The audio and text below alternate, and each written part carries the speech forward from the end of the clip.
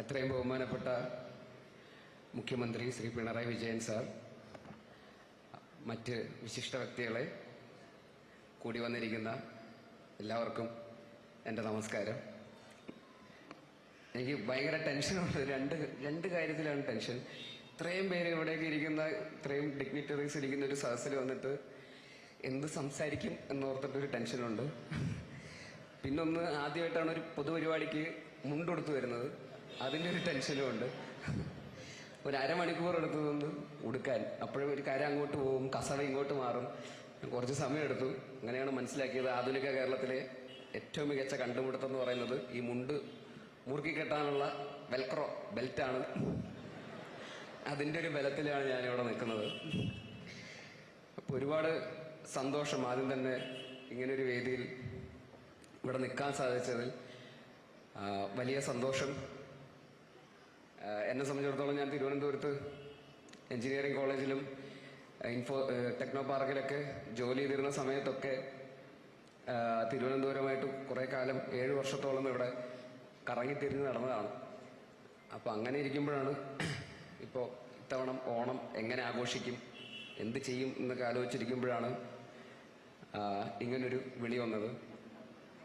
അപ്പോൾ ഉച്ചയ്ക്ക്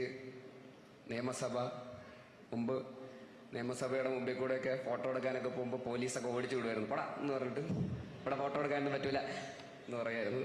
ഇന്ന് അവിടെ പോയിരുന്ന് മുഖ്യമന്ത്രിയോടൊപ്പം സദ്യ കഴിക്കാൻ സാധിച്ചു.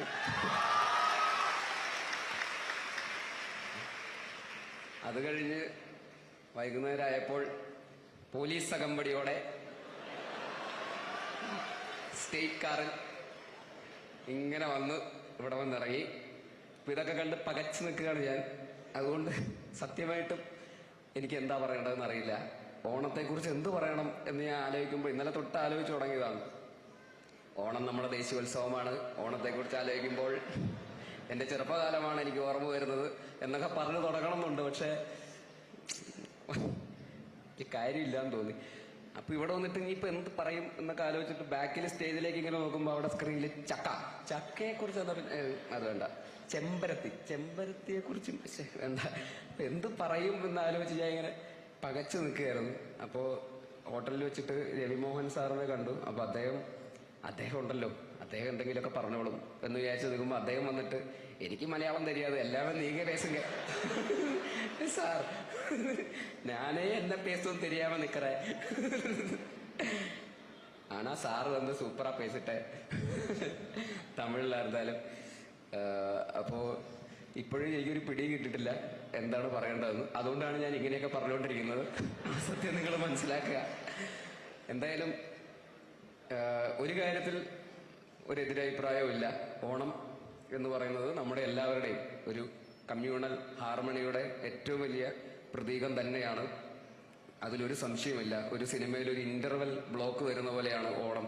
അതൊരു ഇടവേള, അതായത് തിരക്ക് പിടിച്ച ജീവിത, എല്ലാവരും ജോലിയും തിരക്കും ഒക്കെ ആയിട്ട് ഇങ്ങനെ പോയിക്കൊണ്ടിരിക്കുമ്പോൾ പെട്ടെന്ന് ഒരു ബ്രേക്ക് എടുത്ത് നല്ല ഓണപ്പുടവയും ഇതുപോലെ മുണ്ട കൊടുത്ത് സാരിയെ കൊടുത്ത് ഇങ്ങനെ റോഡിൽ കൂടെ ഒക്കെ പോകുമ്പോഴൊക്കെ റീലെടുക്കുന്ന ആൾക്കാർ പൂക്കളോടുന്ന് ഫോട്ടോ എടുക്കുന്നു. വെറുതെ റോഡിൽ കൂടെ പോകുമ്പോഴൊക്കെ, ഇന്ന് പ്രത്യേകിച്ച് ഇന്ന് വർക്കിംഗ് ഡേ, അവസാനത്തെ ഓണത്തിന് മുമ്പുള്ള അവസാനത്തെ വർക്കിംഗ് ഡേ ആയതുകൊണ്ട് എല്ലാ ഓഫീസുകളിലും ഒക്കെ ഓണം സെലിബ്രേഷൻ ആണെന്ന് തോന്നുന്നു. അപ്പോൾ എല്ലാവരും ഓണം പുടവയും ആഘോഷങ്ങളും ഒക്കെ ആയിട്ട് ജാതി മത ഭേദമന്യേ നമ്മൾ ആഘോഷിക്കുന്ന ഒരു ഫെസ്റ്റിവൽ എന്നുള്ള രീതിയിൽ നമുക്ക് എല്ലാവർക്കും അഭിമാനിക്കാം.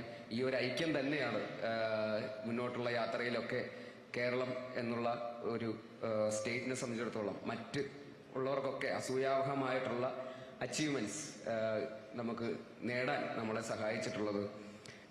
അതിവേഗം മുന്നോട്ട് പോയിക്കൊണ്ടിരിക്കുന്ന കേരളം എല്ലാ ഡിപ്പാർട്ട്മെന്റ്സിലും, എഡ്യൂക്കേഷനിലാണെങ്കിലും ഹെൽത്തിലാണെങ്കിലും ടൂറിസത്തിലാണെങ്കിലും എന്റർടൈൻമെന്റിലാണെങ്കിലും, ഇപ്പോൾ സിനിമ പോലും ഇപ്പോൾ രവിമോഹൻ സാർ പറഞ്ഞതുപോലെ എല്ലാവരെയും അത്ഭുതത്തോടെ നോക്കിക്കാണുന്ന ഒരു ഇൻഡസ്ട്രി മലയാള സിനിമ. അതുപോലെ എല്ലാ ഡിപ്പാർട്ട്മെന്റ്സിലും കേരളം മുന്നോട്ട് തന്നെയാണ് പോയിക്കൊണ്ടിരിക്കുന്നത്.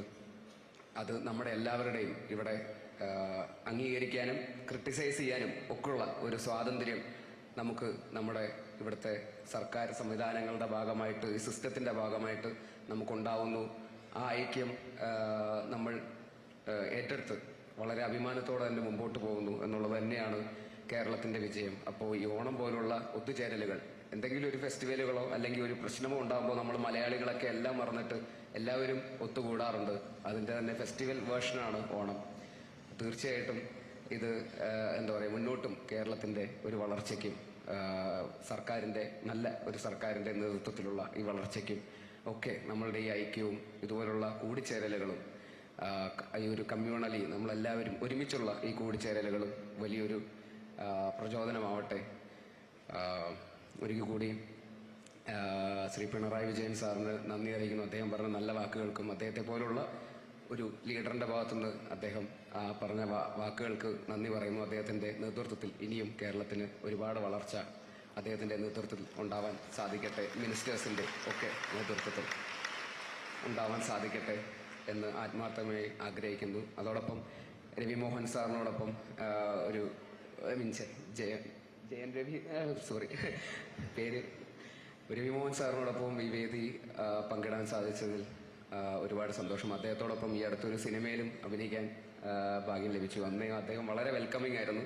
മലയാളം സിനിമയിൽ നിന്നുള്ള ഒരാൾ എന്നുള്ള രീതിയിൽ അദ്ദേഹത്തിന് ഭയങ്കര വെൽക്കമിങ് ആയിട്ട് തന്നെയാണ് അവിടെയുള്ള എല്ലാവരും സ്വീകരിച്ചത്. അപ്പോൾ അദ്ദേഹത്തിൻ്റെ ഒരു ഫാൻ എന്നുള്ള രീതിയിൽ അദ്ദേഹത്തിൻ്റെ ഒരുപാട് സിനിമകൾ കണ്ട് വളർന്നിട്ടുള്ള ഒരാളെന്നുള്ള രീതിയിൽ അദ്ദേഹത്തോടൊപ്പം ഒരു സ്റ്റേജ് ഇങ്ങനൊരു വേദി പങ്കിടാൻ സാധിച്ചതിലും ഒരുപാട് സന്തോഷം.